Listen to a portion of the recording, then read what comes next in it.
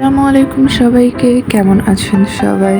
Welcome back to our channel Saimach kitchen. Saimach কিচেনের আজকের রেসিপিতে থাকছে ব্রেড টিরামিসু। তো ধরুন আমরা এই সুন্দর আকর্ষণীয় ডেজার্টটি কীভাবে বানাতে হয় দেখে আসি।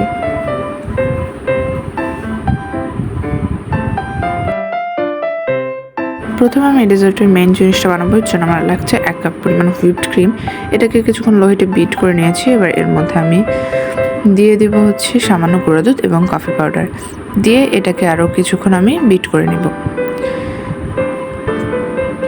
এবার আমি এটাকে বিট করে নিয়েছি সুন্দরভাবে। ঠিক ক্রিমটা যখন এমন আসবে এবার এটাকে 30 মিনিটের জন্য নর্মাল ফ্রিজে রেখে দিয়েছি। এবার আমি পাউরুটির চার সাইডের যে ব্রাউন অংশটা আছে ওটাকে সুন্দরভাবে কেটে নিয়েছি।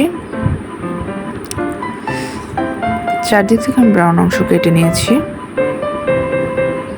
এতো এভাবে আমি সব স্লাইস কেটে নিয়েছি ব্রাউন অংশ। এবার আমি যে কফি সিরাপটা বানাবো তার জন্য রাখছি পানি, 1 চামচ কফি পাউডার এবং আমি এখানে অ্যাড করছি 2 চা চামচ চিনি। এবার এটাকে সুন্দরভাবে মিক্স করব।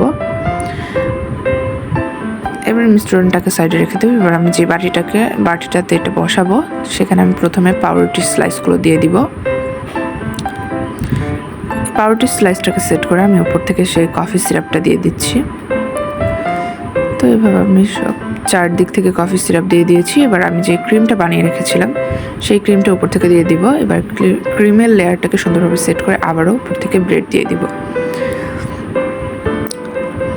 এবার ব্রেডটাকে সুন্দরভাবে সেট করছি।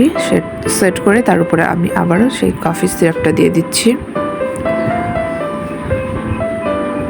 এভাবে চার সাইড থেকে কফি সিরাপ দিয়ে আমি আবারও উপর থেকে ক্রিমের লেয়ার দিয়ে দিচ্ছি। এবার ডেজার্টের লুকটা আকর্ষণীয় করার জন্য আমি উপর থেকে কোকো পাউডার ছিটিয়ে দিচ্ছি চার সাইডে। এবার এটাকে আমি 2 ঘন্টার জন্য ফ্রিজ করে নিয়েছি। আপনার চাইলে বেশিক্ষণও রাখতে পারেন। এবার আমি 2 ঘন্টা পর ফিরে আসছি।